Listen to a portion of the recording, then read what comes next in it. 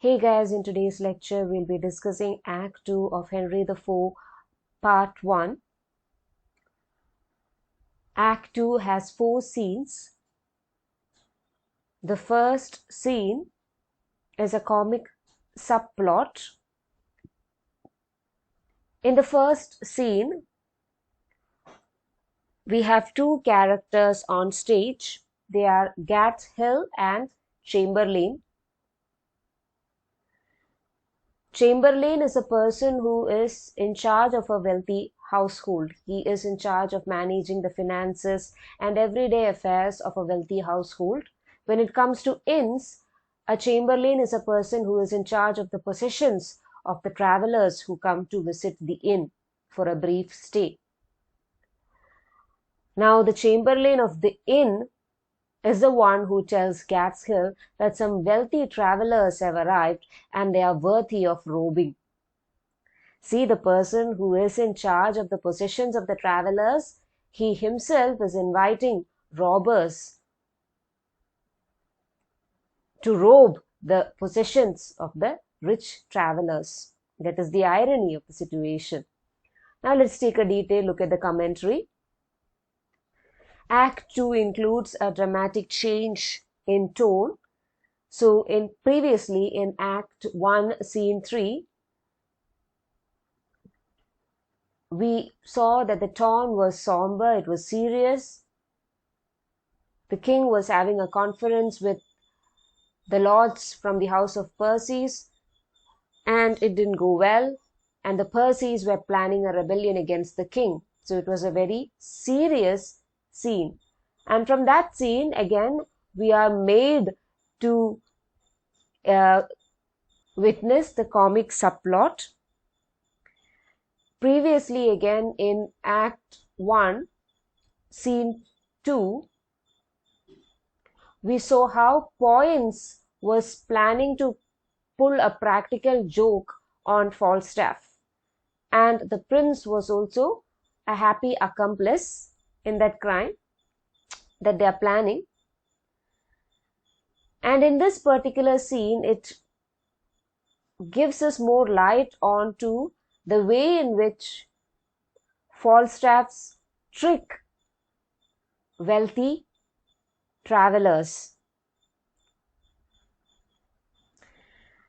Shakespeare takes the play far from the cares of the court, far from the cares of the palace, politics and treason, away to a landscape in which we see 2 carriers.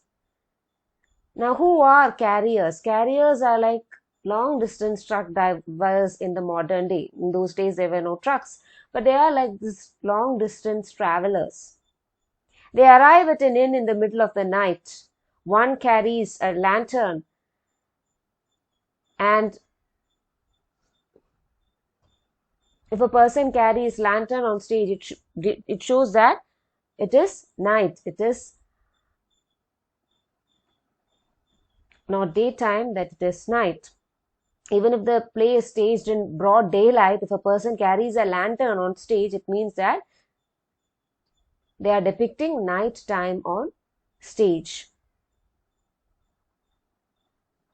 The language of the carriers is also marked by a stark contrast from the previous scene, that is Act 1, Scene 3, because in Act 1, Scene 3, we came across all the royal characters and the kind of speech that they used. It was in blank verse that they spoke, and they spoke about greatness, honor, shame, all these abstract ideals or ideas. But in the world of these carriers, in the world of these lowly men, we come across words like peas, beans, dogs, horses, fleas, etc. These are ordinary, mundane things. So the people belonging to the lower strata of the society, they speak about concrete things, but these concrete things are lowly creatures. Whereas people belonging to the upper strata, the topmost class, they speak of ideas. So the kind of language that these carriers use, it depicts the harsh reality of life in England. the ordinary poor people in England were struggling to live, with peas, beans, and they had flea infestation all around. So this particular scene is grounded in reality. Gadshill arrive on the scene and ask the carriers to lend him their lantern, to give him their lantern, so that he can see his way towards the stable. So Gadshill came on a horse and he wants to lead his horse to the stable. And since it's pitch darkness, Gadshill asked the carriers to give him the lantern. The carriers refuse because they don't trust him.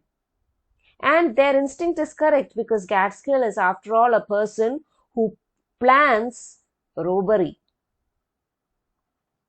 Now Gadshill goes and speaks to the Chamberlain. Now the Chamberlain tells him that some travelers have arrived on the inn and they are worthy of robbing.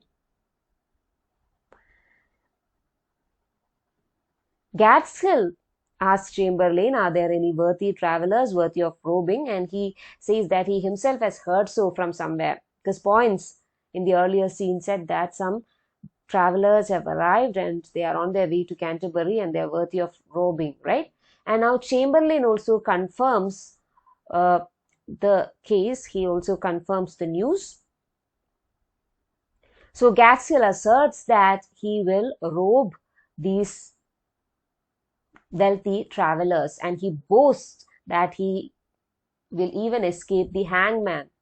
Usually when you commit a robbery or when you commit a grievous murder, then you will have to meet the hangman, right? You will be punished, you will be hanged. But here Gadshill is sure that he will be able to escape the hangman. Hangman എന്ന് വെച്ച് കഴിഞ്ഞാൽ തൂക്കിക്കൊല്ലാനായിട്ട് പോകുന്ന ആരാച്ചാരനെയാണ് നമ്മൾ hangman എന്ന് പറയുന്നത്, right? Now this situation is an example of dramatic irony, because Gadshill boasts that he will be able to rob the wealthy travelers, and he also boasts that he will be able to escape the hangman, when in reality Gadshill himself is going to be robbed by Poins as well as the prince. Remember, they are planning to pull a practical trick on Gadshill, Falstaff and the like. So Gadshill himself will be robbed. Now Gadshill confidently sets off to meet his friends, and he is confident that he will be able to accomplish this crime. But we, the audience, know that a surprise is there in store for them, because soon the people who rob the wealthy travelers, they will be robbed by the prince and Poins in disguise. And we, the audience, know that. And that is the irony of this scene. Please note the contrast between the words that are used in this scene and the one that came before. The comic scenes in Henry IV is of equal importance. It also shows or throws light on the kind of life that the London commoners lived and the kind of diction that they used. It denotes the kind of deplorable life that the Londoners lived, the common men in London lived. Take note of it. We shall discuss Act 2, Scene 2 in the next lecture. Thank you for listening. Take care.